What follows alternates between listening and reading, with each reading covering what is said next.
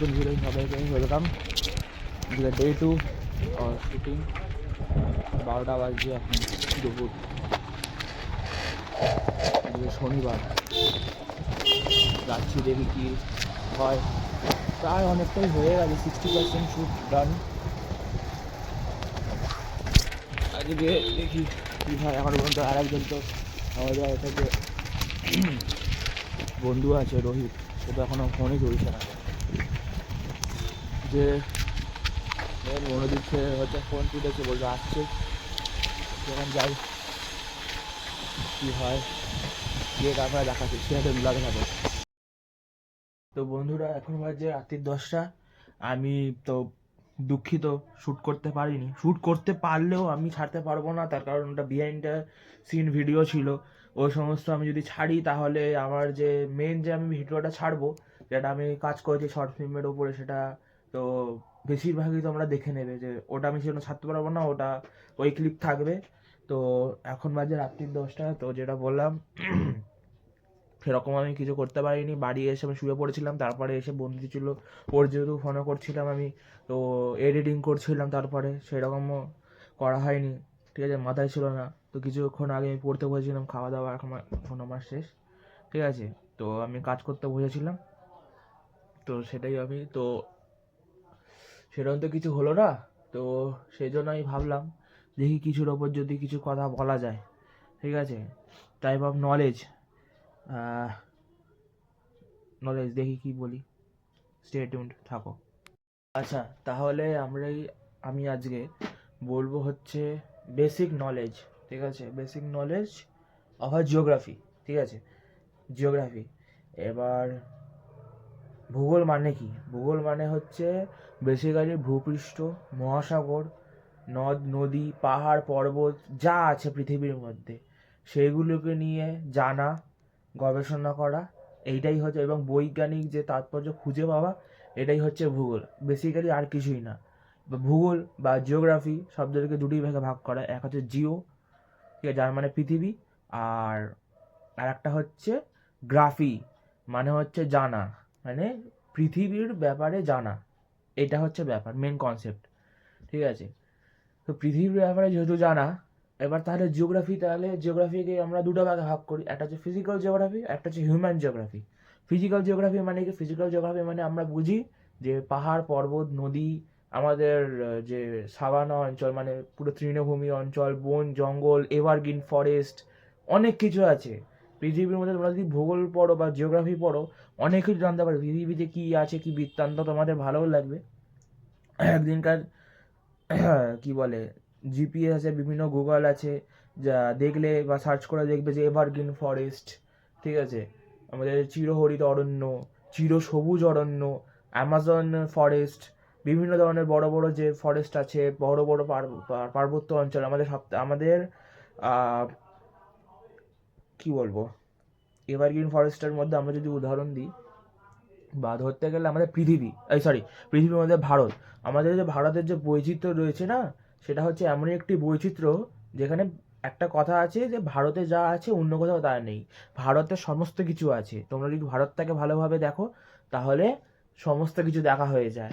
But তাহলেও কিছু হয় না। তো তাহলে যদিও বা ভারতটাকেও দেখলাম আগে ভালো করে, তাহলে অন্যান্য জায়গায় যদি ইচ্ছা করে, যেমন রাশিয়ার সাইবেরিয়া, আর তারপরে ওদিকে আমাদের আল্পস, হ্যাঁ, আলপেশিয়ান যে পার্বত্য অঞ্চল, নর্থ আমেরিকা, তারপরে ওদিকে আলাস্কা, ঠিক আছে, Greenland, south pole, north pole, এই জায়গাগুলো হচ্ছে সব থেকে জিওগ্রাফিক্যাল লাইনে থাকা একজন জিওগ্রাফি লাভারদের জন্য সব থেকে গুরুত্বপূর্ণ বা ভালোবাসার জায়গা বলতে পারো। ঠিক আছে, আর আমাদের ভারতবর্ষ তো হিমালয় আছেই। হিমালয় বা মাউন্ট এভারেস্ট এর পিক টাচ করার যে চিন্তা ভাবনাটা, এটা হচ্ছে সবারই ভালো লাগে, বিশেষ করে আমারও ভালো লাগে। যাওয়ার ইচ্ছা আছে একদিনকার। তো যেটা বলছিলাম যে হিউম্যান জিওগ্রাফি, ফিজিক্যাল জিওগ্রাফি বলা হয়। ফিজিক্যাল জিওগ্রাফি মানে নদী, তারপরে আমাদের সমুদ্র, মহাসাগর, পার্বত্য অঞ্চল, মালভূমি, সমভূমি, সমস্ত কিছু মিলিয়ে ফিজিক্যাল জিওগ্রাফি করা হয়। এবং কি শুধু ওপরের না, পৃথিবীর ভেতরের পার্টও, মানে পৃথিবীর অভ্যন্তর ভাগও। কি কি রয়েছে, কি কি বিযুক্তি তল রয়েছে, মোরোভিসি, কনরাড, রেপিট্রি, পরপর অনেক কিছু রয়েছে, অনেক কিছু জানার আছে, ঠিক আছে। আর হিউম্যান জিওগ্রাফিতে বলা হয় কি, হিউম্যান জিওগ্রাফিতে আমাদের দৈনন্দিন যা কাজ, আমাদের কিন্তু দৈনন্দিন কাজেও কিন্তু আমাদের জিওগ্রাফি দরকার লাগে। যেমন তুমি যদি কোথাও যাও, তাহলে কোনো যদি অজানা জায়গায় যাও, তাহলে তোমরা জিপিএস এর হেল্প নাও, সেটাও কিন্তু জিওগ্রাফিরই অন্তর্গত। তোমরা যখন হায়ার স্টাডিজ নিয়ে পড়বে, জিপিএস মানে জিএনএস বা জিআইএস নিয়ে পড়বে, সেটাও কিন্তু রিমোট সেন্সিং, ওটাও কিন্তু জিপিএসই অন্তর্গত, ঠিক আছে। তারপরে কৃষিক্ষেত্রে, ঠিক আছে, স্যাটেলাইট কমিউনিকেশন, ঠিক আছে, এইগুলো সব হচ্ছে হিউম্যান জিওগ্রাফির অন্তর্গত।